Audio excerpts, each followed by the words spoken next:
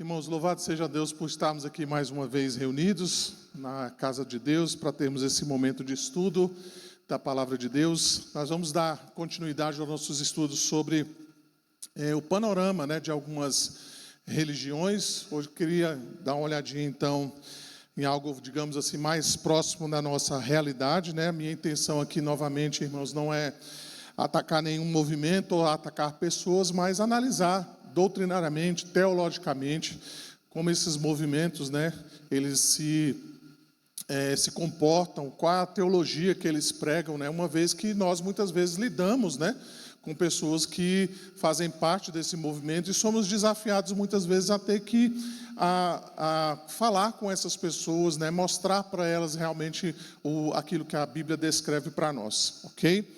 Então nós vamos dar uma olhadinha, O nosso tema para essa escola dominical de férias é esse, Há um só Deus, um panorama então das religiões não cristãs, tá?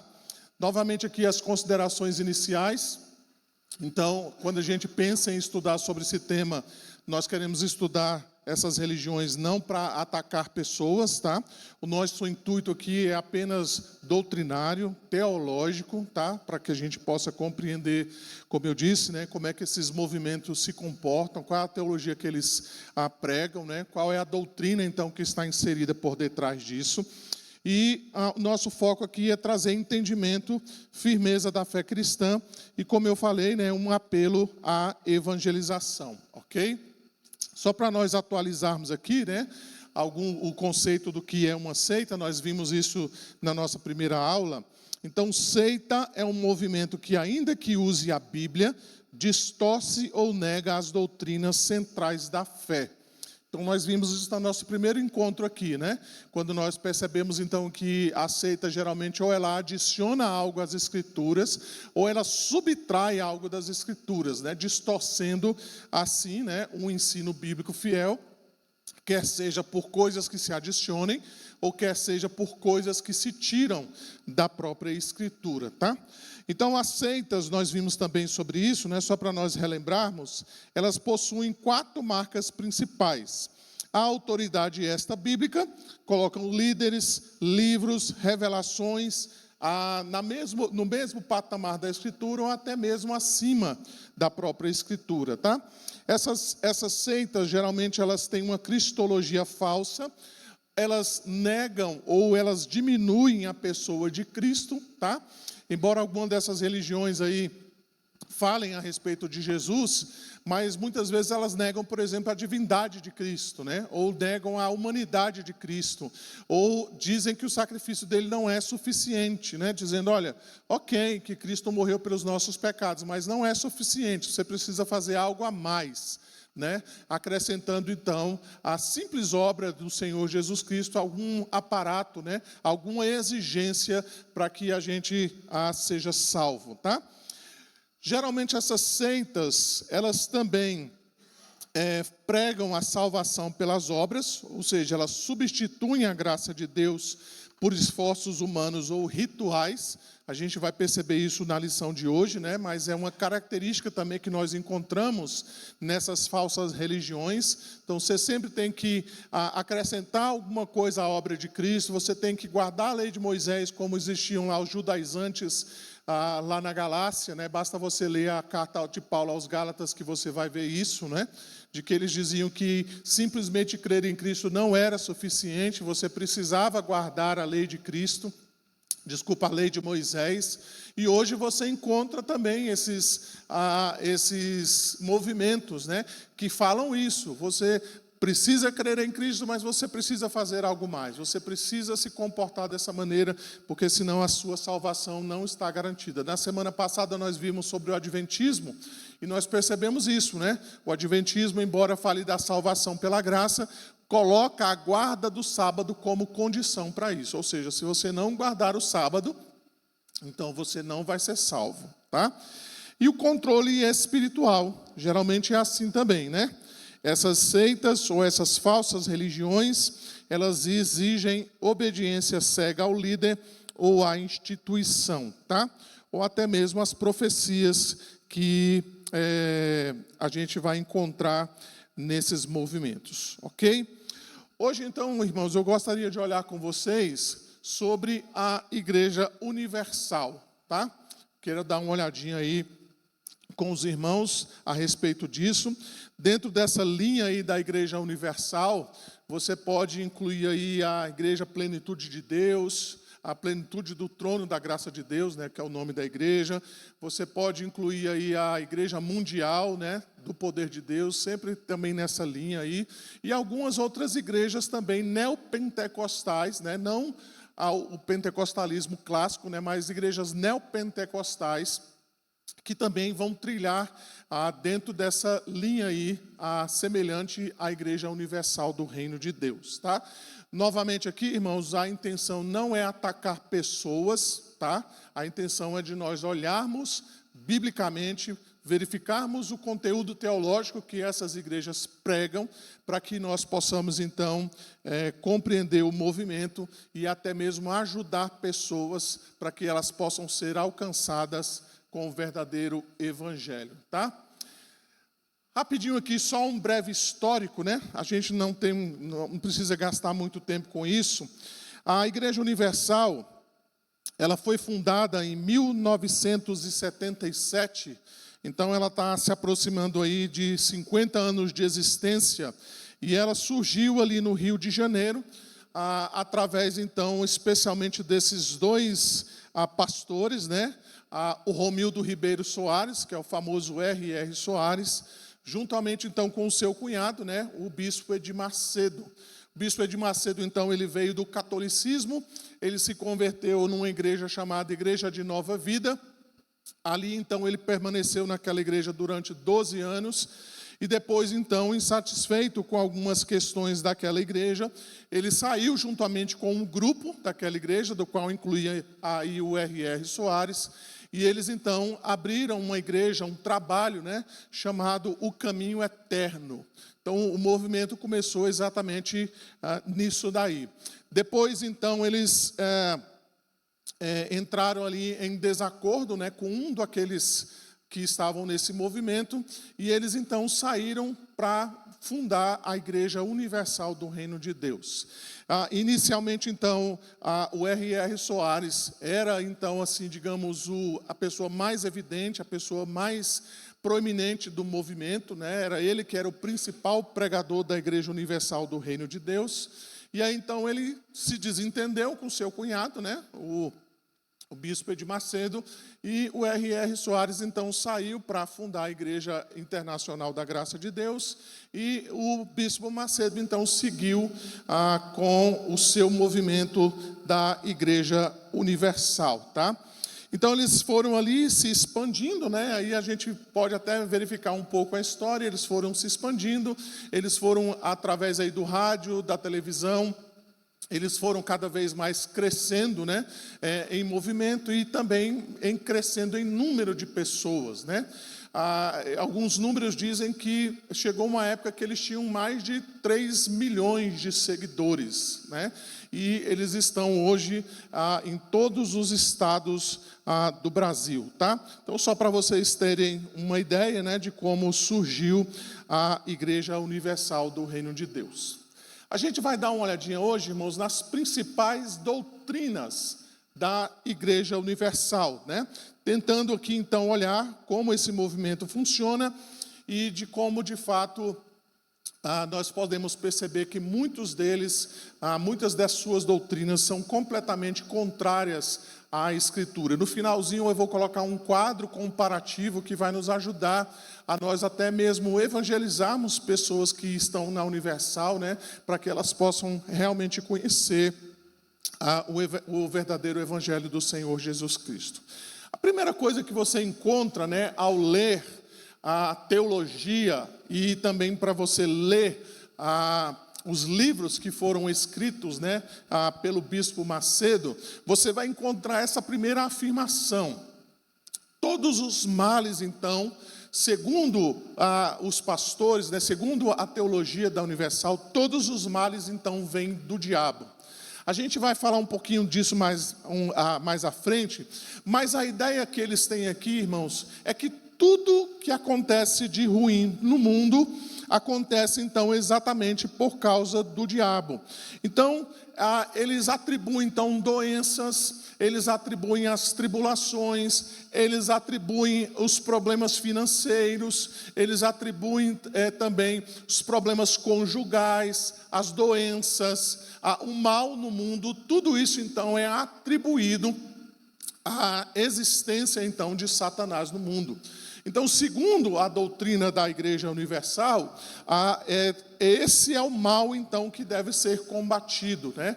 Por isso que a gente vai entender mais lá na frente, né? Quando a gente olhar sobre isso, né? A gente vai entender por que eles falam tanto a respeito, então, da libertação. Porque a libertação dos demônios, né? A libertação que as pessoas recebem nos seus cultos, nas suas sessões, significa então vencer o diabo, vencer então a obra que o diabo tem feito na vida dos seres humanos. Então, segundo eles, né, se não fosse o diabo no mundo, tudo estava perfeito, o ser humano estaria desfrutando de todas as bênçãos que Deus tem, de tudo aquilo que Deus deseja derramar sobre a vida do ser humano. Mas o diabo e seus anjos, então, fazem exatamente essa oposição, fazendo, então, com que o pecado entre no mundo, as doenças, as lutas, a falta de dinheiro e por aí vai. E aí, então, esse é o grande alvo a ser combatido, tá? Veja, por exemplo, no livro que o bispo Edir Macedo publicou, ele diz o seguinte: talvez o leitor já tenha se perguntado, são os demônios culpados por todas as desgraças do mundo? Isso aqui é uma citação do livro dele, tá, irmãos? O fato é que realmente tudo que existe de ruim neste mundo tem sua origem em Satanás e seus demônios. São eles os causadores de todos os infortúnios que atingem o ser humano, direta ou indiretamente. Hoje, os hospitais vivem lotados, os cárceres apinhados, os manicômios cheios, e a miséria, a dor e o caos pairam sobre a face da terra. Quanto às doenças, embora nem todas sejam provenientes de possessão demoníaca, convém lembrar que elas não são de Deus. Então, essa é a ideia central, né? É uma doutrina central dentro do movimento da Igreja Universal. Mas quando a gente olha a palavra de Deus, o que a Bíblia fala, então, sobre a causa do pecado no mundo? Ela aponta, então, para a desobediência do primeiro casal. Embora Satanás estivesse presente naquela ocasião ali e tentou aquele primeiro casal, foi a desobediência deles que trouxe pecado no mundo, que trouxe então a maldição de Deus sobre o pecado. Embora Satanás tenha agência ali em Gênesis 3, a culpa então de nós estarmos nessa situação não é exatamente do diabo, mas da desobediência daquele primeiro casal. A Bíblia também descreve, irmãos, que muitas vezes a doença ela não vem exatamente de um castigo de Deus. Lembra lá da história daquele cego lá em João capítulo 9, quando os discípulos então perguntam para o Senhor Jesus Cristo se aquele jovem estava naquela condição de cegueira de nascença, se era por causa do pecado dele ou por causa do pecado dos seus pais. E qual foi a resposta de Jesus naquela ocasião? Não foi nem o pecado dele, nem o pecado dos seus pais, mas foi para que se manifestasse a glória de Deus naquela situação. Veja que muitas vezes Deus usa a própria doença, a própria fragilidade humana, para que ele possa trazer, então, os seus desígnios à nossa vida, ele possa trabalhar no nosso coração. E, então, muitas vezes, Deus usa essas circunstâncias difíceis, né? No caso aí, as doenças especificamente, exatamente para trazer coisas ao nosso coração, para tratar o nosso coração, muitas vezes. A doença, então, mostra como nós somos frágeis, como nós somos débeis, né? Como nós somos dependentes da graça e da misericórdia de Deus. Mas isso é importante a gente compreender dentro desse movimento, porque a gente vai ver então que é a partir então dessa doutrina, é a partir então desse entendimento de que Satanás então precisa ser derrotado, é que a gente vai encontrar todo o desmembramento, né, todas as consequências da doutrina, então, da Igreja Universal, ok? Então, a primeira delas é o que aparece aí, tá? É o que eles chamam de Guerra Santa. O que é que eles querem dizer com isso, né? Eles dizem que uma vez que o diabo escraviza, traz doenças, traz miséria, então a Universal se coloca como o agente de Deus exatamente para lutar contra estas coisas. É o que eles chamam então de Guerra Santa, né? Então eles fazem com que as pessoas, né, sejam libertas do diabo, né? Sejam libertas então de Satanás. Veja que, por exemplo, uma citação também do R.R. Soares, num outro livro também que ele leu, chamado Espiritismo, a Magia do Engano, que é de 1984, olha o que ele vai dizer dentro dessa perspectiva aqui. Ele diz assim, olha, os espíritos se envolvem com tudo, cores de roupa, lugares onde passear, tipos de carnes, de comidas, dias de lazer, pessoas com quem deve fazer amizades, filmes a quem pode assistir, horários para andar pelas ruas, modo de se banhar. Então, tudo isso, então, eles dizem, tudo isso, então, tem influências demoníacas. Então, nós precisamos combater isso, nós precisamos lutar contra isso, nós precisamos nos levantar contra isso, nós precisamos, então, fazer com que tudo seja derrotado, com que o diabo, então, seja colocado longe dessas situações. Por isso, então, nós percebemos claramente, né, que os cultos da Universal e das igrejas neopentecostais giram em torno disso. Giram em torno exatamente daquilo que eles chamam de Guerra Santa, né? Então, o diabo sempre é um inimigo a ser derrotado, a ser combatido. Ele sempre precisa, então, estar na linha de frente, então, na batalha que a igreja deve enfrentar, ok? Dentro disso, então, irmãos, percebam que, novamente, o Edir Macedo, ele fala nesse livro, né, que é de sua autoria. Lá, então, no prefácio desse livro, os editores, eles dizem o seguinte: poucas pessoas estão tão bem qualificadas para falar desse assunto quanto o bispo Macedo. Ele tem se empenhado ferrenhamente por muitos anos na obra de libertação. Olha o que o editor vai dizer: meus pêsames para o diabo e seus demônios pela grande perda. Ele que já está derrotado vai espernear, estribuchar e se levantar com todas as suas forças contra o bispo e a igreja, mas mesmo assim terá que dedicar muito tempo para contabilizar as suas perdas. Por que o editor está escrevendo dessa maneira, irmãos? Exatamente porque eles entendem que a Igreja Universal é o agente de Deus para lutar contra o diabo nesta terra. Por isso, então, essa ideia da Guerra Santa, deles irem atrás e fazerem de tudo, então, para que Satanás seja derrotado.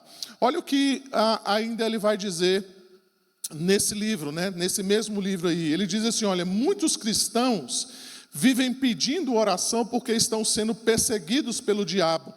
É de estarrecer, porque a realidade deveria ser outra. Olha o que ele diz: os cristãos é que devem perseguir os demônios. Nossa luta é muito mais de combate do que de defesa. Devemos nos armar com toda a armadura de Deus para libertar os oprimidos. A igreja deve ser triunfante e estar sempre na ofensiva, tá? Então percebam que a ideia é sempre essa, né? Satanás é um inimigo que precisa ser derrotado e a Igreja Universal, então, precisa fazer isso da melhor maneira possível e precisa correr atrás para que, de fato, as pessoas sejam libertas das suas opressões. Dentro disso, então, irmãos, nós partimos para aquilo que talvez seja mais evidente na Igreja Universal, que é a teologia da prosperidade, tá? Então, dentro disso, alguns autores, né, mencionam que a teologia da prosperidade dentro da Igreja Universal, ela se baseia pelo menos em duas coisas, né? A primeira delas é aquilo que eles chamam da lei da retribuição. Então, o Antigo Testamento, né, nós lemos agora Êxodo capítulo 28, falando sobre os sacrifícios, né, que deveriam se oferecer a Deus, de como então o povo deveria dedicar a Deus parte dos seus ganhos, como ele deveria então oferecer sacrifícios ao Senhor.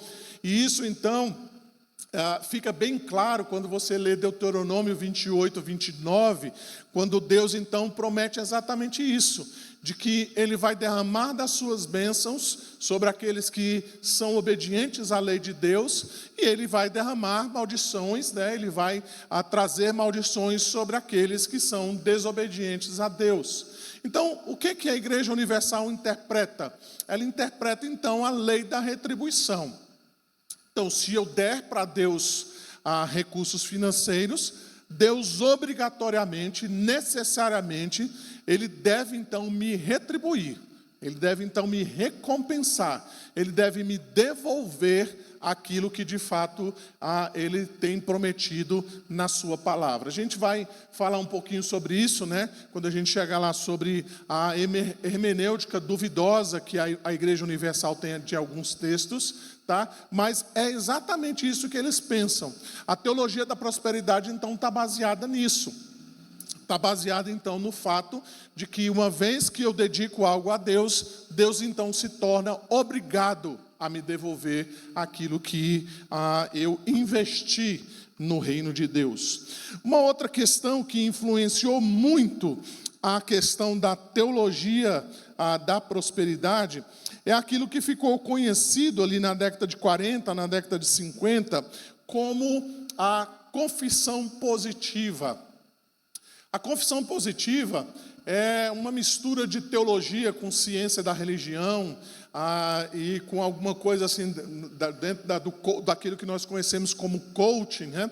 Que diz basicamente o seguinte: olha, se você pensar positivamente, se você determinar com as suas palavras de maneira positiva o que vai acontecer, certamente essas coisas vão acontecer. Às vezes, de vez em quando, a gente tem essas coisas, né? Se de repente alguém fala assim, conosco, né? Olha, não viaja de avião porque de repente o avião vai cair. Aí a gente fala, olha, bate na boca, né? Não fala coisa errada porque senão vai acontecer, né? Bate na madeira, né? Não roga praga para lá, né? É mais ou menos o que a confissão positiva influencia até os dias de hoje, né? A gente acha que só simplesmente pelo fato da gente dizer que vai acontecer alguma coisa, de fato aquilo vai acontecer, né? A confissão positiva, então, ela ficou bem conhecida no Brasil por um pastor batista, não sei se você conhece esse nome, né? É o Kennedy Hagin, ou Kennedy Hagin, que alguns conhecem assim. Ele faleceu em 2003, mas ele trouxe, então, essa teologia para o Brasil, né? E, basicamente, o que ele acreditava era isso, que aquilo, então, que você falava, aquilo, então, que você determinava, era exatamente aquilo que iria acontecer. Então, a teologia da prosperidade dentro da Igreja Universal, ela tem mais ou menos essa perspectiva aí, de que então você deve fazer, você deve falar, você deve determinar, você deve exigir que as promessas de Deus sejam cumpridas, e assim então Deus vai fazer conforme a vontade dele. Então preste atenção, né? Tem um texto aí nas Escrituras que Deus promete que você e eu nunca seremos cauda, mas cabeça, né? Nós nunca vamos pedir emprestado, mas nós vamos emprestar, né? Então, eles baseiam-se nisso, né? Olha, Deus nunca disse que nós seríamos cauda. Deus nunca disse que nós iríamos pedir emprestado. Então você tem que tomar posse dessas promessas. Você tem que determinar isso através das suas palavras. Você precisa crer de todo o seu coração e certamente isso vai acontecer, né?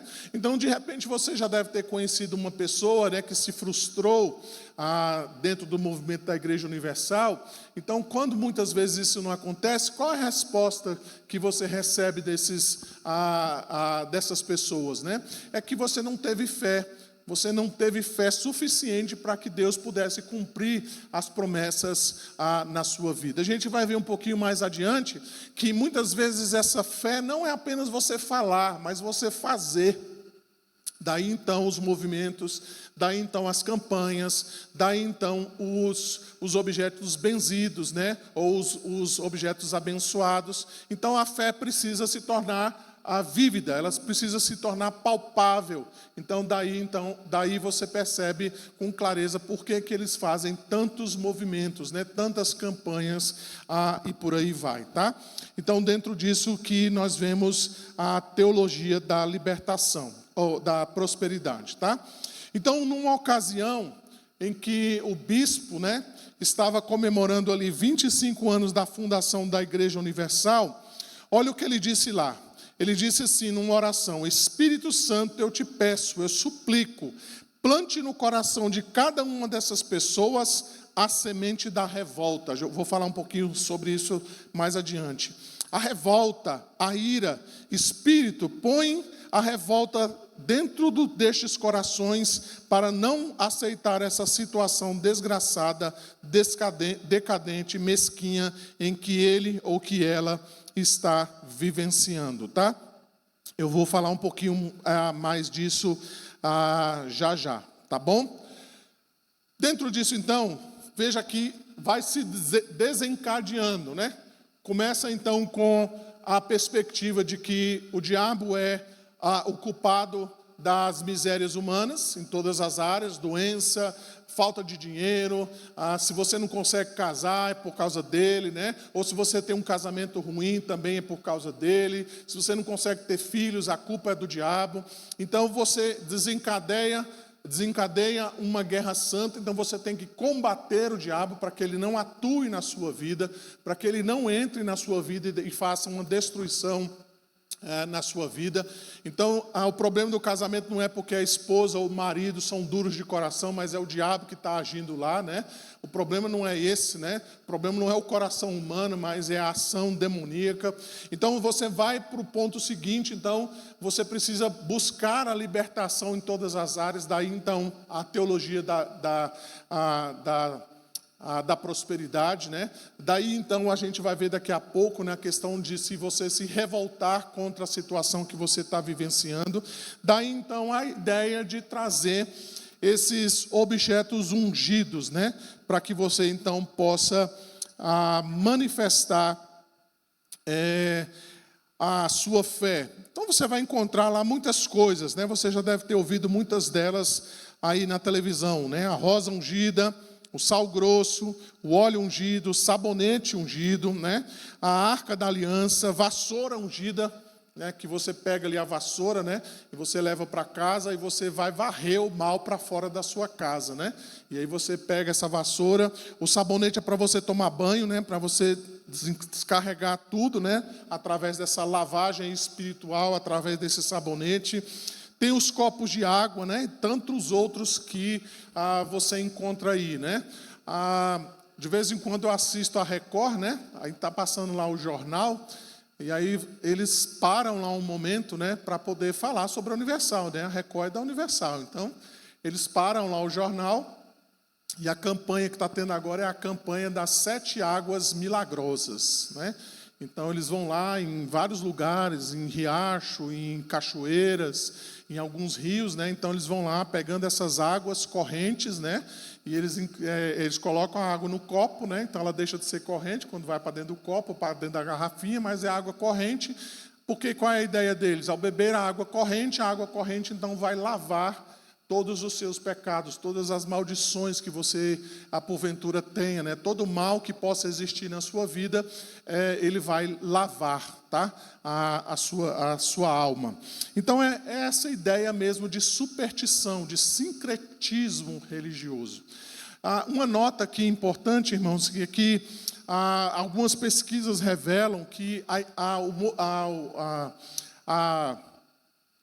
o lugar onde a Igreja Universal mais cresce é exatamente entre pessoas que vêm de movimentos de Umbanda, de Espiritismo e de outras religiões. Por quê? Porque essas religiões já têm esse tipo de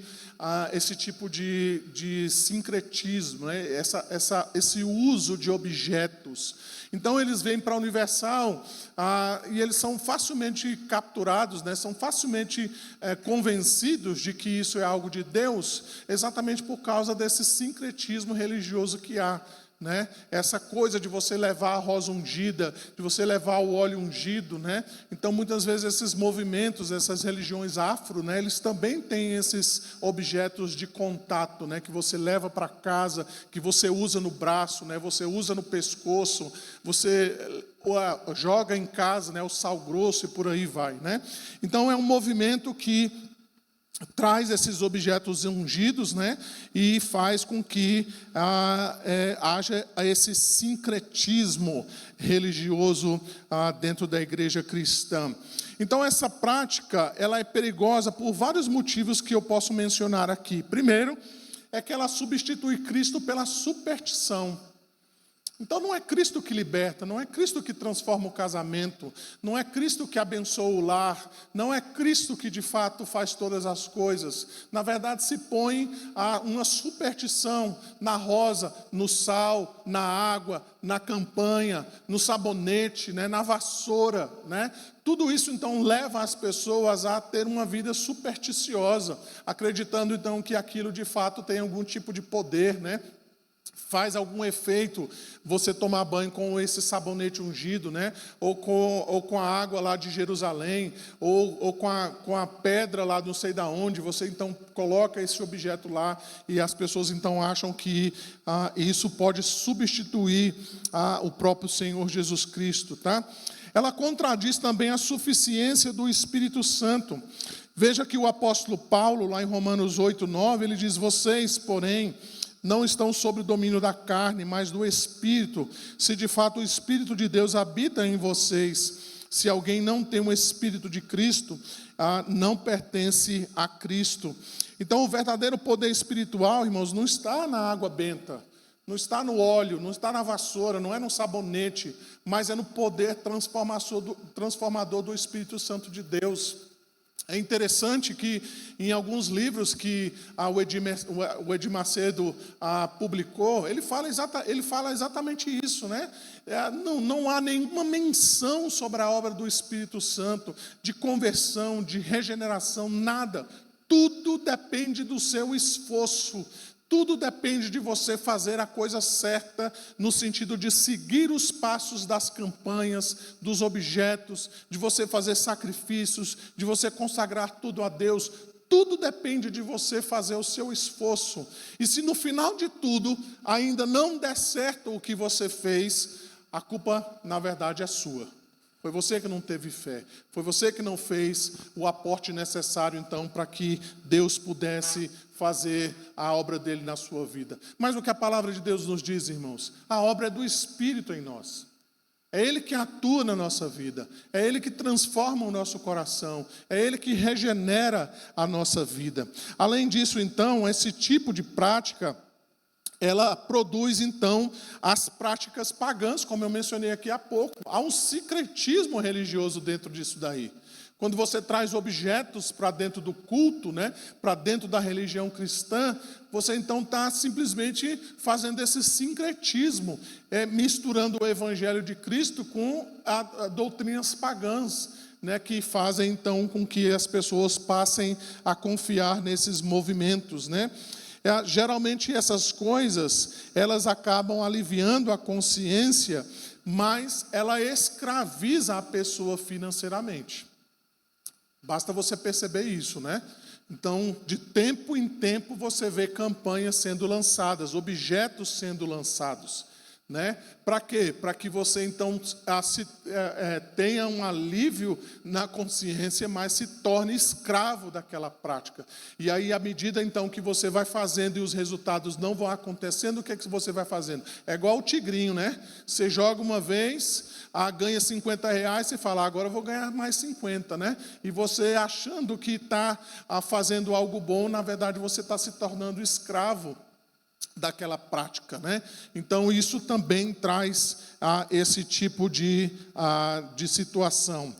E, obviamente, gera essa exploração financeira, né? Então você sempre é levado a cada vez mais comprar os objetos ungidos, você é cada vez mais incentivado a fazer a nova campanha que surgiu.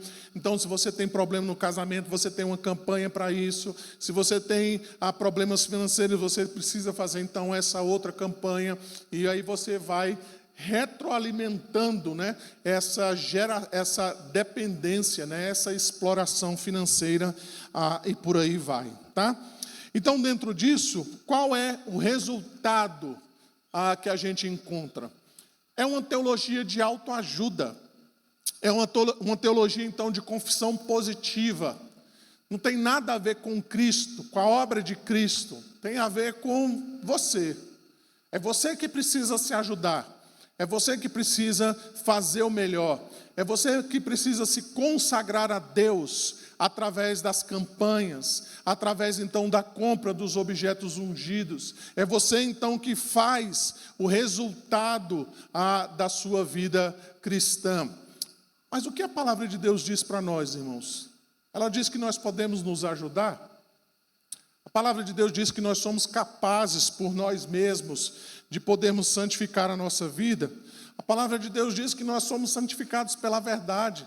Ela diz que nós precisamos do Santo Espírito de Deus para trabalhar na nossa vida, no nosso coração, a fim de que nós não nos tornemos duros, para fim de que nós não nos tornemos, então, endurecidos ao ouvirmos a palavra de Deus. Então, nós precisamos que o Espírito Santo nos ajude, nos guie, faça a sua vontade em nossas vidas a cada dia. Mas o que nós vemos aqui, dentro da teologia da Igreja Universal, é você e você e você.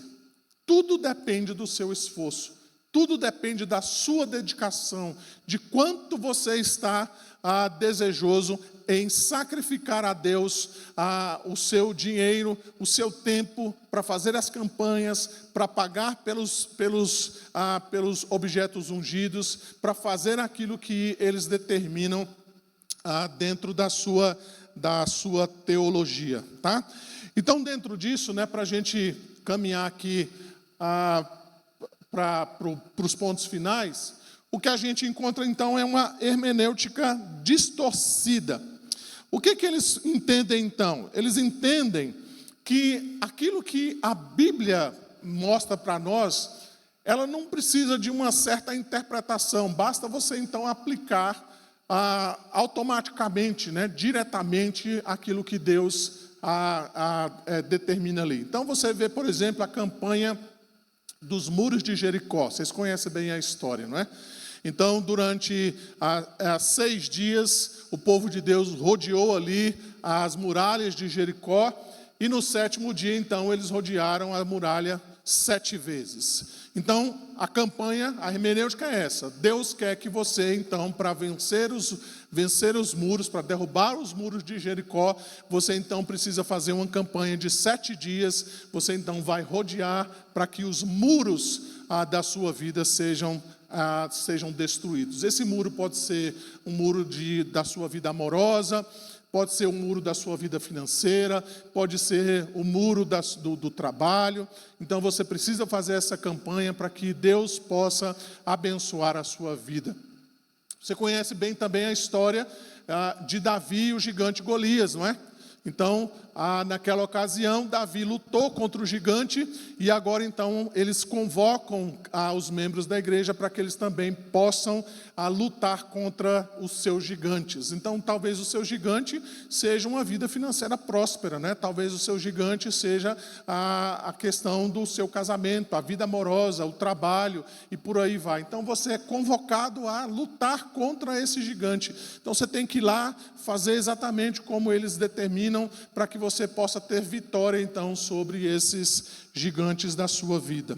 Então, essa hermenêutica, né, essa interpretação, ela é muito perigosa, porque para que nós tenhamos uma hermenêutica sadia, a gente precisa entender o contexto, a gente precisa entender o autor, nós precisamos compreender qual é o tipo de livro que está sendo interpretado, se é uma narrativa, se é uma poesia, se são os evangelhos, se são as cartas paulinas, porque cada um desses livros, cada um desses estilos literários que a Bíblia tem, ela requer um tipo de interpretação para que a gente não caia num pragmatismo.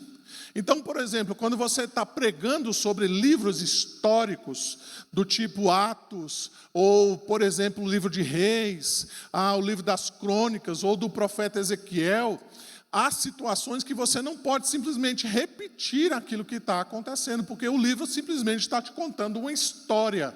Ele não está te ensinando doutrina necessariamente, embora exista ali ensinos doutrinários, teológicos, que são importantes para nós observarmos. Mas um livro histórico, ele precisa ser interpretado como um livro histórico. O Salmo, por exemplo, é um livro de poesia. Ele precisa ser interpretado como um livro de poesia. Daí, então, a importância, de nós compreendermos de maneira clara, cada um desses livros, o que cada um desses livros, então, traz para nós de ensino da palavra de Deus, a fim de que eles sejam aplicados à nossa vida de maneira correta. Mas na Igreja Universal, essa hermenêutica é de fato uma hermenêutica duvidosa, Ela não corresponde de fato àquilo que muitas vezes nós vimos na palavra de Deus. Deixa eu só caminhar mais um pouquinho aqui, irmãos. Então, talvez até aqui, o que resume o que nós vimos, é isso, tá? É a teologia da revolta, é a fé que exige uma resposta. Você então deve derrotar as forças do mal, você deve sacrificar no altar para receber a vitória, tá? Então tudo isso faz parte então daquilo que é conhecido como a teologia da Igreja Universal. Então dentro disso, irmãos, dentro dessa questão da teologia da revolta, deixa eu explicar bem aqui o que significa isso. É interessante porque essa teologia surgiu dentro de uma própria experiência do bispo Macedo. Se você der uma olhadinha lá nos livros que ele escreve, se eu não me engano, naquele livro mais famoso dele, me fugiu agora o nome, quem lembrar, por favor, aquele... Qual? Não. Qual é o livro mais famoso dele aí, que é o Tudo ou Nada, Ele escreve lá, como é que surgiu essa ideia da teologia da revolta? Ele teve lá um problema pessoal, uma das filhas dele nasceu com um problema, de saúde. Então, ao olhar a situação, ele se revoltou, então, diante de Deus.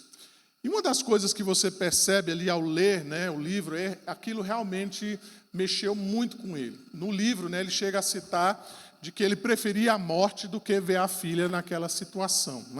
Então, isso criou uma revolta muito grande nele. E ele entendeu, a partir dali, que ele precisava, de fato, se revoltar contra a situação. Então, daí nasceu essa ideia de que você não deve aceitar o estado em que você se encontra. É o que ele chama, então, de teologia da revolta. Se você colocar lá no YouTube, você vai encontrar algumas coisas nesse sentido, algumas pregações dele, que ele fala exatamente sobre isso. Então, ele embora use esse nome de revolta, ele não está se revoltando contra Deus. A ideia aqui não é uma rebelião contra Deus, mas uma revolta contra a situação. É uma indignação contra a miséria, contra a falta de dinheiro, contra os problemas de saúde, contra os problemas no casamento. Então, segundo ele, você não deve aceitar o sofrimento de maneira nenhuma. Deus não nos criou para o sofrimento. Então, o que isso gera, irmãos? Ele gera exatamente essa resignação. Ele diz, você não deve aceitar o sofrimento. Você deve lutar contra isso, você deve de fato se revoltar contra o seu sofrimento. E para isso, então, ele oferece exatamente aquilo que nós falamos agora há pouco. Ele oferece os meios para que você se revolte. As campanhas, os objetos, né? Tudo isso, então, para que você se revolte contra a sua situação em particular. Então, você está revoltado porque você não tem dinheiro? Tem aqui uma campanha, então, para você fazer e expressar a sua revolta através dessa atitude de fé, em que você vai consagrar a Deus o melhor do que você tem. Você vai, então, fazer a compra, né, desse objeto consagrado. Você vai levar isso para a sua casa e você vai fazer de tudo, então, para que Deus te dê uma vida próspera, né? Se a sua revolta é contra a sua situação conjugal, né, é contra o seu casamento que não vai bem, então você tem aqui uma campanha para que você então faça com que o seu casamento dê certo, tá? Então veja que, obviamente, o que ele está mencionando aqui para nós, irmãos, é que de fato, então, o crente precisa se revoltar contra essas situações. Veja aqui algumas citações que nós encontramos no site mesmo lá da Igreja Universal. Olha o que o bispo de Macedo vai dizer sobre esse tema. Ele diz assim: olha, a Bíblia está repleta de pessoas que eram revoltadas e por causa disso manifestaram a fé que agradava a Deus, né? Você nunca pode separar a fé que vem de Deus da revolta. Então ele está dizendo, se você crê em Deus, se você de fato acredita no Senhor, você tem que ser um revoltado. Revoltado contra a sua vida financeira ruim, revoltado contra o casamento ruim. Se você não consegue casar, você tem que estar revoltado contra isso. Se você tem problemas com os filhos, você também tem que se revoltar. Se você tem doenças que não são curadas, você precisa se revoltar também. Porque se você não se revoltar, você de fato não acredita em Deus. Olha o que ele diz, por exemplo, usando aqui o exemplo de Gideão. Vocês lembram a história de Gideão, né? Quando foi chamado por Deus para libertar o povo. Olha o que ele vai dizer. A força de Gideão estava na sua revolta. Devido à sua fé racional, Gideão era revoltado contra a situação vigente no seu país. A fé emotiva não tem coragem para tomar atitude concreta. É o que ele diz, então, a respeito disso também. Olha uma outra citação que nós encontramos no site da Igreja Universal. Olha o que diz aqui a respeito do próprio Senhor Jesus Cristo. O que o bispo vai dizer? Por conta da sua natureza espiritual, Jesus era um revoltado. Todas as pessoas possuídas pelo Espírito de Deus carregam em si a revolta contra os espíritos da corrupção espiritual e moral. E ele termina dizendo o seguinte, olha, os revoltados buscam seus direitos adquiridos na cruz com garra, determinação e ousadia. Eles preferem a morte do que viverem na situação em que se encontram. Então essa é a perspectiva, então, do bispo de Macedo com relação à revolta, né? Nós não devemos aceitar a situação em que nós estamos vivendo. Mas o que a palavra de Deus diz para nós, irmãos? A palavra de Deus diz que todas as coisas cooperam para o bem daqueles que amam a Deus. Às vezes uma crise financeira, às vezes uma doença, muitas vezes o problema no casamento, um filho rebelde, tem o poder de transformar as nossas vidas e nos fazer aproximarmos cada vez mais de Deus. Muitas vezes as pessoas, quando passam por lutas financeiras especialmente, né, elas conseguem, pela graça de Deus, se voltarem para Deus, perceberem que muitas vezes o dinheiro não é a solução para os seus problemas, que o dinheiro não é a solução para a sua vida, mas que elas precisam buscar refúgio e garantias em Deus. A Bíblia menciona, irmãos, que tudo que acontece no mundo acontece pela vontade de Deus. Ainda que muitas coisas nós não podemos compreender, ainda que muitas vezes nós não sabemos os motivos reais por detrás daquilo que Deus traz a cada um de nós em particular, mas aquilo que Deus traz no mundo, nós sabemos pela palavra de Deus que Deus é soberano sobre todas as coisas. Não existem doenças, não existem pandemias, não existem guerras, não existem mortes que acontecem no mundo sem que Deus saiba os motivos reais porque essas coisas acontecem. Nós cremos na soberania de Deus, nesse sentido também, de que nada acontece sem que Deus de fato saiba que está acontecendo, sem que os decretos de Deus estejam por detrás de todas essas coisas. Por mais que muitas vezes essas situações, não é? Elas trazem para nós sofrimento, elas trazem para nós muitas vezes confusão, elas trazem para nós uma falta de compreensão plena dos motivos pelos quais Deus permite ou Deus faz essas coisas acontecerem no mundo, mas tudo acontece conforme a vontade de Deus. Deus usa o sofrimento em nosso favor, é isso que a Bíblia menciona para nós. O sofrimento é algo pedagógico, é algo que Deus usa exatamente para transformar as nossas vidas e transformar os nossos corações. Então, dentro disso, irmãos, nós podemos afirmar com toda certeza que na Igreja Universal do Reino de Deus, a salvação é distorcida. Ela não depende da graça de Deus, ela não depende do sacrifício de Cristo, ela não depende da obra redentora do Senhor Jesus Cristo, mas ela depende de nós, do nosso esforço, da dedicação do fiel, da maneira como o fiel então se comporta, da maneira como o fiel então se dedica nas campanhas, a maneira como ele especialmente investe recursos financeiros nos sacrifícios que são mencionados ali. Não é uma salvação de fato pela graça, passa então pelo fiel. É ele que vai determinar, é ele que no final das contas vai ser salvo ou não, a depender da sua fé, a depender então do seu desempenho dentro da perspectiva, né? Dentro então daqueles compromissos que ele deve fazer na Igreja Universal do Reino de Deus. Ele deve sacrificar-se, ele deve dar dinheiro, ele deve participar das campanhas, ele deve revoltar-se contra a sua situação, para que ele possa então ser salvo. Então, eles fazem ênfase no sacrifício, a libertação dos demônios e também a prosperidade. Eles não fazem nenhum tipo, né, de menção a respeito da justificação pela fé, mas o que a palavra de Deus nos afirma, irmãos, é que nós somos salvos pela graça, por meio da fé, e isso não vem de vós, é dom de Deus, não por obras, para que ninguém se glorie.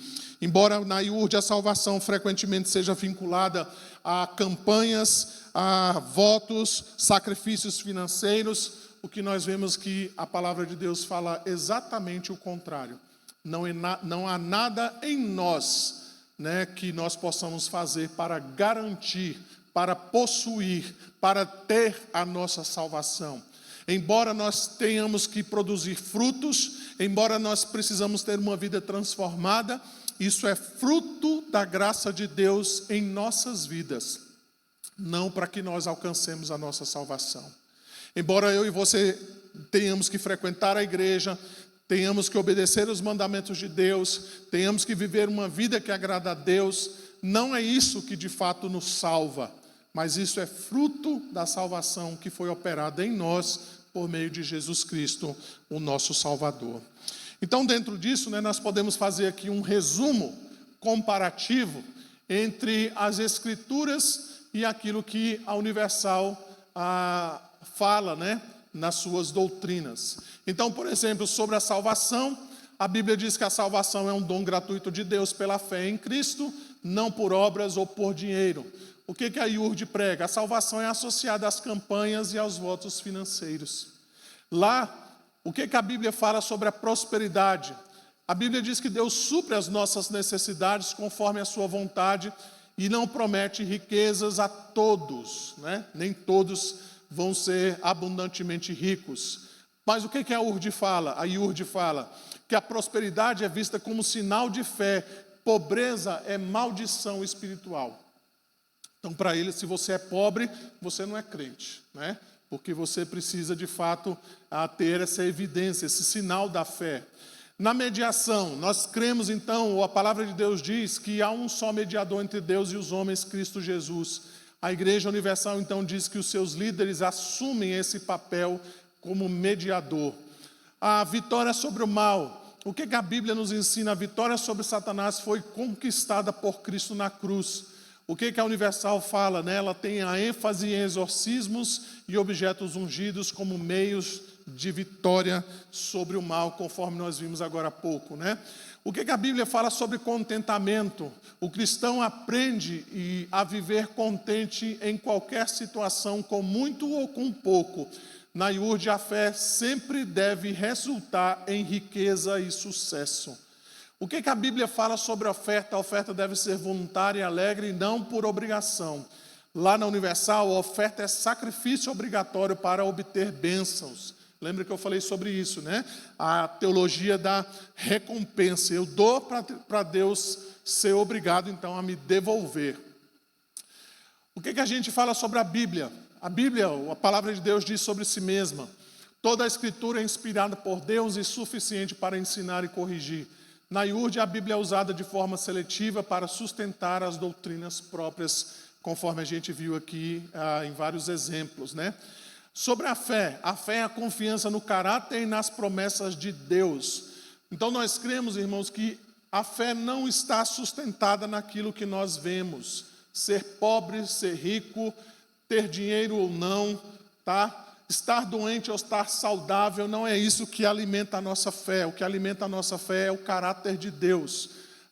Nós podemos passar por qualquer situação, mas a nossa fé está firmada no caráter de Deus. Por isso, se a gente está bem financeiramente, a gente dá glória a Deus. Se a gente está mal financeiramente, a gente também dá graças a Deus. Se a gente tem saúde, louvado seja Deus por isso. Se a gente está passando por doenças, Deus seja glorificado por isso. É isso que nós cremos. Que não está nas circunstâncias, mas está no caráter de Deus. Mas lá na Universal, como a fé é tratada, né? A fé é tratada como poder mágico para conquistar os bens materiais, tá? Além disso, então, o que nós cremos a respeito da missão da igreja? A Bíblia diz que a missão da igreja é reconciliar os homens com Deus em Cristo. Na IURD, a missão é reduzida à prosperidade e libertação material. É um pouco da teologia da libertação da Igreja Católica, né? É um pouco do Evangelho Integral, que foi bem famoso aí nas décadas de 80 e 90. Então, ser cristão é a transformação da sua vida, né? Então, é mais ou menos isso daí. Você não pode ser cristão e continuar na mesma situação, né? Então, eles falam exatamente isso, que ser crente é ser liberto financeiramente e materialmente. Não que Deus não possa fazer isso, tá, irmãos? Mas, basicamente, o que eles fazem é reduzir a prosperidade e a libertação material à missão da igreja. Qual é a centralidade da mensagem segundo as Escrituras? Segundo as Escrituras, então, é o Evangelho de Cristo crucificado, poder e sabedoria de Deus. Na IURD, qual é a centralidade? São as campanhas, os objetos e os testemunhos de prosperidade.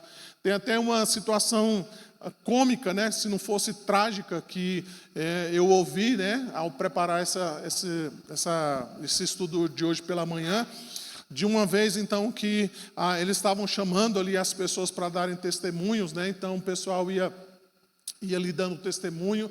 Então um chegou e falou: olha, eu era pobre, não tinha nada, e Deus me deu 2 carros, hoje eu tenho 2 casas, eu tenho tantas empresas, hoje eu ganho muito dinheiro. E aí o pastor lá: glória a Deus, louvado seja Deus, está vendo como é que o poder de Deus é maravilhoso e tal. E veio outro e deu o mesmo testemunho de como Deus havia transformado a vida financeira dele, e de como agora ele estava próspero na sua vida, e porque ele tinha feito a campanha e tal. E aí o pastor: glória a Deus por isso. E aí veio uma terceira pessoa, uma senhorinha muito simples. E aí ela falou assim: olha, eu louvo a Deus porque Jesus perdoou os meus pecados. E agora eu tenho garantia da minha salvação por Cristo Jesus, o meu Salvador. Eu louvo a Deus porque Ele enviou o seu Filho Jesus para me salvar. E o pastor falou: minha irmã, agora conta a bênção mesmo. Conta a bênção de verdade mesmo, conta, né? Então é cômico, né? Se não fosse trágico, porque de fato muitas vezes se reduz exatamente à centralidade da mensagem, não ao Evangelho de Cristo, mas às campanhas e por aí vai. O que a Bíblia fala sobre a vida eterna? A vida eterna é a dádiva em Cristo, mas na IURD é a ênfase, então, nas bênçãos terrenas, nas bênçãos materiais. Irmãos, partindo para o final, como é que nós podemos, então, ajudar as pessoas que estão sendo enganadas na Igreja Universal do Reino de Deus? Para isso, então, eu separei aqui os 5 solas, para que nós possamos compreender qual é o ensino bíblico e como é que nós podemos, então, ajudar essas pessoas a compreender melhor as verdades do Evangelho. Qual é o ensino bíblico, por exemplo, sobre sola Escritura? O ensino bíblico é que a Bíblia é a única autoridade final de fé e prática, interpretada no todo da sua revelação. Na IURD, então, esses ensinos bíblicos são usados de forma isolada para sustentar campanhas, propósitos e também práticas do altar. O uso fora do contexto, então, e utilitarista da palavra de Deus não deve ser subordinado àquilo que a instituição deseja, a instituição quer. Então nós devemos mencionar isso a essas pessoas, né? De que a Bíblia deve ser a nossa única regra de fé e prática, ajudando então essas pessoas a comparar os ensinos que são ministrados ali através das Escrituras. No sola fide, então, o pecador é justificado exclusivamente pela fé em Cristo sem obras. Mas na Universal, a fé é redefinida como atitude prática de sacrifício financeiro ou de ação concreta exigida no altar. Então nós devemos olhar para essas pessoas e mencionar isso, de que Cristo já fez tudo o que era necessário para a nossa salvação. Não há sacrifícios, não há ofertas, não há campanhas, não há nada que o pecador possa fazer para garantir a sua salvação, porque Cristo já fez isso de uma vez por todas, totalmente, cabalmente. Não há nada que eu e você possamos fazer para acrescentar a salvação na obra do nosso Senhor e Salvador Jesus Cristo. Mesmo a obra de santificação em nossas vidas, ela é resultado da obra de Cristo em nós, que opera em nós com eficácia a transformação da nossa vida, mas nunca algo que nós possamos acrescentar à simples obra do Evangelho de nosso Senhor e Salvador Jesus Cristo. Quando a gente pensa então no sola do sola gratia, ou somente pela graça, a salvação então é um dom gratuito e soberano de Deus, não condicionado a esforço humano. Para a Universal, as bênçãos e a vitória espiritual são frequentemente condicionadas aos seus propósitos e aos seus sacrifícios. Então, mostrar a essas pessoas isso, que a graça de Deus é um dom gratuito de Deus, que nós não precisamos fazer nada de fato para que alcancemos a salvação. No solo Christus, ou somente Cristo, Cristo então é o mediador e seu sacrifício é perfeito e suficiente. A Universal ensina então que o altar, o sacrifício do fiel e a mediação prática do líder ganham centralidade. Então nós precisamos levar essas pessoas a olharem para o Senhor Jesus Cristo e mostrar para elas exatamente isso, de que Cristo é suficiente. E o solo deu glória, ou glória somente a Deus. Toda a salvação visa a glória de Deus, mesmo no sofrimento. O que a IURD enfatiza é que a ênfase está nos testemunhos de acesso, de sucesso, prosperidade e resultados visíveis. A glória é deslocada da cruz para o êxito humano e o desempenho pessoal. Mas nós devemos então mostrar a essas pessoas de que elas precisam então olhar para o Senhor Jesus Cristo e de que a salvação delas, mesmo em meio a sofrimentos, geram glórias ao nome do nosso Senhor e Salvador Jesus Cristo.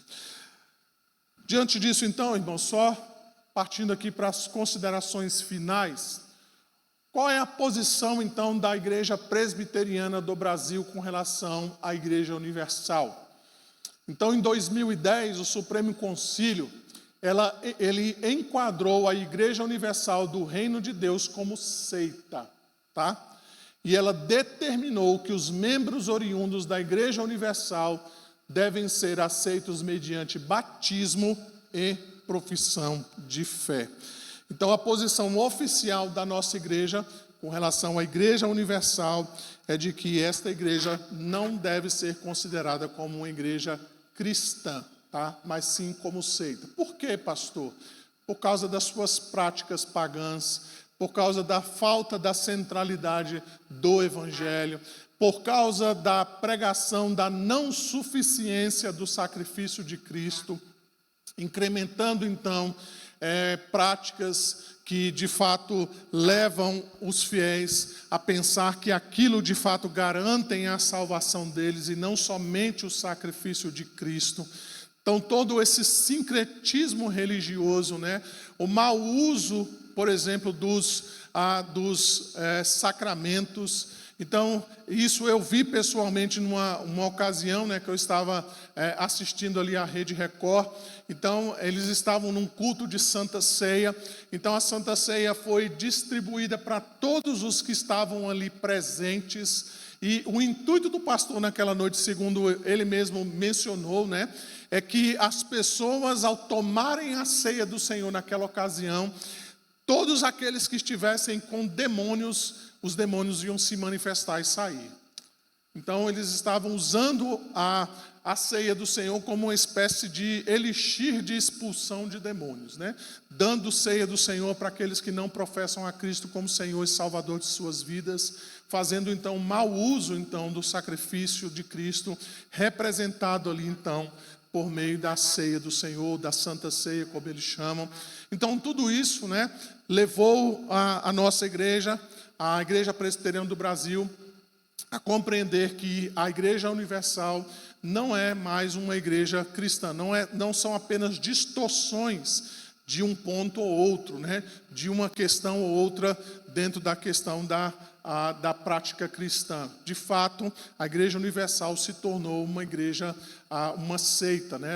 Ela abandonou o Evangelho, esse simples Evangelho do nosso Senhor e Salvador Jesus Cristo. Irmãos, está aberto aí para algumas perguntas, se os irmãos tiverem alguma pergunta nesse instante. Bom dia. Estou até perdido, né? Fui bombardeado com coisas estranhas, né? Então tem vários pontos que eu gostaria de falar, mas eu gostaria de falar para começar sobre a teologia, né? Não, você vai falar ou você vai perguntar? Pode fazer a consideração, pode ser? Pode, rapidinho, tá? Perfeito. Então tem aquela questão da hermenêutica distorcida. Então pode pegar qualquer parte da Bíblia e interpretar aquilo como literal. Mas na própria Bíblia tem a teologia. Aí você vai ver as cartas de Paulo, ele faz a diferença entre a lei de Moisés e a aliança que ele faz com Abraão, 500, 400 anos antes. E pelo que eu entendi, quando Cristo morreu na cruz, ele cumpre a lei de Moisés por nós. Cumprindo ela na vida dele e cumprindo ela na morte dele. E quando você crê em Cristo, você é liberto dessa lei. Porque você, espiritualmente, é como se morresse com Cristo e renascesse. Aí você está incluso na lei de Abraão, né? Que é a segunda dispensação. Mas a lei não foi aniquilada, tá? Ele cumpriu a lei, exato, mas não foi aniquilada. Exato, ele cumpriu a lei. Isso. Exato. Então, simplesmente entender isso livraria qualquer um de crer nesse tipo de coisa. Que talvez fosse válido para o judeu certas coisas, mas para nós não é obrigação. Como na igreja adventista, que não pode comer carne de porco. Mas Jesus fala, Marcos capítulo 7, que assim Jesus declarou que todos os alimentos são puros. Então, essa confusão de teologia é o ambiente perfeito para enganar as pessoas. E além disso, sobre a questão da salvação, né? Muitas dessas igrejas eu creio que falham na questão da adoção, né? Dessa doutrina de que quando você é salvo, você é adotado por Deus. Deus tem um filho primogênito, unigênito, que é Jesus, mas quando você crê nele, quando você é salvo, você é adotado por Deus. Então, sempre tem aquela linha, não, você não pode ter certeza da salvação, você pode perdê-la a qualquer instante. Então, isso é mais uma coisa que acaba escravizando as pessoas. Como eu falei na semana passada, né? O engano é a melhor arma que o inimigo tem para escravizar as pessoas, né? Enquanto essas pessoas vivem no engano, achando que estão servindo a Deus de maneira perfeita, estão fazendo a vontade de Deus, estão se sacrificando, né? Se dedicando a algo que elas consideram bons de serem feitos, né? Enquanto elas acharem que isso é realmente bom, elas vão continuar fazendo isso. Então, só, de fato, o verdadeiro Evangelho de Cristo, né? É somente a ação do Espírito Santo na mente e no coração dessas pessoas, para que elas possam compreender de maneira clara de que elas precisam abandonar essas práticas que existem aí na Igreja Universal. Aí outras religiões também. Tu falou da questão da revolta, né? E realmente, a gente tem que ficar revoltado com esse tipo de mentira. Tem que se revoltar com isso e pregar a verdade, pregar o Evangelho. Mas assim, como eu te falei, né? É um prato cheio, né? Você imagina, as pessoas que vivem na pobreza, as pessoas que muitas vezes têm problemas familiares, pessoas que às vezes não têm uma assistência médica adequada. Então as pessoas vão para esse ambiente e elas veem isso, né, dizendo, olha, se você se revoltar, você pode sair dessa situação. Então é um prato cheio para que essas pessoas sejam cooptadas, né, sejam levadas a entender que é isso mesmo. Então basta você se sacrificar e aí você consegue o êxito que você deseja, né? Então a gente sabe como é que funciona, né? Então por isso que a gente precisa da graça de Deus. Nós não somos melhores do que essas pessoas que estão lá, né? Poderíamos ser qualquer um de nós aqui nessa situação achando que estamos fazendo o melhor para Deus, né? Mas, de fato, nós precisamos do Evangelho para trazer clareza e entendimento ao nosso coração. A Aninha quer falar aqui, Lucas. Já esclareci. Então, tá bom. A Dona Ivânia quer falar aqui. A Dona Ivânia, eu acho que é a Esté que quer falar.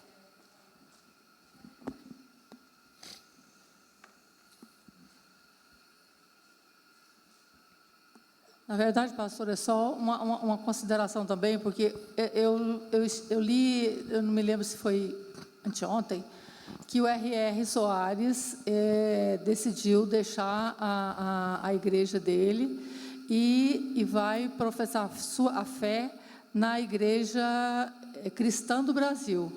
Então, ele fez essa troca, abandonou a igreja dele. E eu realmente não consegui verificar se isso é uma verdade, né? Porque parece que ele já tinha feito algumas alterações na igreja dele com relação a essas campanhas, a recolhimento do tipo de recolhimento de dinheiro, né? Da parte financeira da igreja. E ele já estava sendo perseguido lá dentro porque ele fez uma alteração muito grande. Então, ele resolveu sair. Eu não sei. Para mim é novidade isso também, né? Eu, de fato, não tenho conhecimento disso. Sim, dona Joemi. Espera aí que o microfone vai chegar para a senhora aí.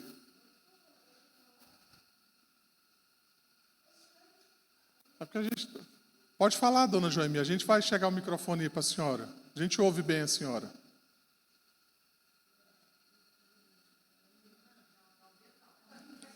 Não. Eu sei que não dá. Espera aí, dona Jamie, que está chegando aí. A minha irmã tem uma sobrinha da Igreja Universal. Ela é professora de português e inglês, uma moça muito inteligente, estuda muito a palavra. E ela não vejo nisso, né, dificuldade de entendê-la. Ela entende a salvação através de Jesus Cristo, mediador de Jesus Cristo, e Jesus Cristo está em primeiro lugar, buscar primeiro o reino de Deus e sua justiça, todas as coisas vão ser acrescentadas. Acho que existe ali uma coisa que eu não sei explicar. E outra coisa, sempre, eu já com a idade que tenho, eu já vi surgir várias igrejas. Eu fico observando, a igreja que é de Cristo, a igreja cristã, prospera, vai em frente. A que não é de cristã, acaba. Então, você vê, a Igreja Universal é conhecida no mundo todo. E a salvação que eles creem, que eu converso também com muitas pessoas da Igreja Universal, é através de Jesus Cristo, Salvador, Redentor. E esse da prosperidade também começou na Igreja Presbiteriana. Lá no Hotel Naum, reunia os homens de negócio. Aham. por muito tempo. Eu até frequentei junto com as irmãs da igreja. Depois nós não deixamos de ir mais. Mas a prosperidade mais importante é a nossa salvação, Cristo Jesus, ficando na prosperidade. A pessoa que é próspera em Cristo Jesus não vai mendigar o pão. Deus vai suprir a necessidade. Então, eu creio nisso. E outro trabalho deles também, Anjos da Madrugada, é conhecido até pelas autoridades como um trabalho bonito. E eles falam sobre Jesus Cristo, que morreu na cruz e ressuscitou. É por isso que eu falei, dona Julene, que a gente quer se deter nas questões teológicas, né? Não estou dizendo que todas as pessoas que estão lá na Universal estão perdidas, não quero entrar nesse ponto. Mas as doutrinas, né, o que é pregado como teologia, é isso que foi apresentado aqui, né? Então a gente precisa se atentar dentro dessa perspectiva aí.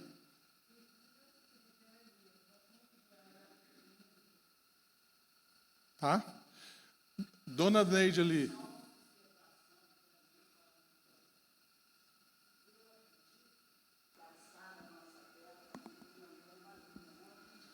O senhor vai falar sobre ela? Não, a Sara, eu não vou falar sobre ela, mas é porque assim, você vai percebendo que o movimento é mais ou menos esse, né? Às vezes a igreja nasce com uma perspectiva bem centralizada no Evangelho. Tem aquelas coisas que, digamos assim, tem aquelas coisas assim que são diferentes, vamos dizer assim, né? E aí, só que com o passar do tempo, essa igreja ela vai se afastando, de alguma maneira, ela vai se afastando do Evangelho. Eu não sei hoje como a Sara Nossa Terra está, né? Porque teve uma sucessão, né? O bispo Robson saiu, e quem assumiu, se eu não me engano, foi o genro dele, filha dele, alguma coisa assim, né? Então, geralmente, quando às vezes tem essas sucessões, por exemplo, né? Então, às vezes, ou a igreja volta a uma centralidade, ou ela, de fato, se afasta ainda mais do Evangelho, né? Então, quando eu conheci lá atrás a Sara Nossa Terra, ela tinha uma centralidade na palavra e tudo, né? Apesar dela ser uma igreja bem diferente das demais, era uma comunidade, ainda era algo, digamos assim, aceitável. Não sei como está hoje, né? Às vezes acontece até em igrejas históricas, né? A gente percebe igrejas históricas que lá atrás, há 20 anos atrás, 30 anos atrás, era uma igreja que foi criada numa centralidade do Evangelho, a Bíblia era pregada de maneira muito clara, existia escola dominical, um estudo da palavra muito sério, e com o tempo essa igreja foi se afastando, foi abandonando, foi colocando outros elementos no culto, outros elementos dentro da pregação, até que, de fato, essa igreja chegou num ponto que ela não pode ser mais considerada uma igreja, de fato, cristã, né? Ela deve ser considerada uma seita. A Universal, por exemplo, o Supremo Concílio, um tempo atrás, não considerava ela como uma seita até então. Achava que existiam algumas práticas que eram diferentes, achava que existiam algumas práticas que eram complicadas, mas até então não tinha se posicionado com relação a isso. Então, depois veio o posicionamento, essa mudança em 2010, exatamente por causa digamos assim, do progresso que ela teve no afastamento do verdadeiro Evangelho. Então, isso pode acontecer com outras igrejas também, né? Outras igrejas também podem acabar se afastando do verdadeiro Evangelho e abandonar completamente, né? Então, a gente tem que, às vezes, a gente precisa ficar atento a esses movimentos que acontecem, né? Até mesmo de igrejas históricas, né? Que abandonam, saem, deixam de pregar, começam outra coisa, aceitam algumas práticas, né? Então, a gente tem que observar isso daí. Então, a Sara Nossa Terra ainda não se enquadra nisso, pelo menos de maneira oficial, dentro da IPB. Tá?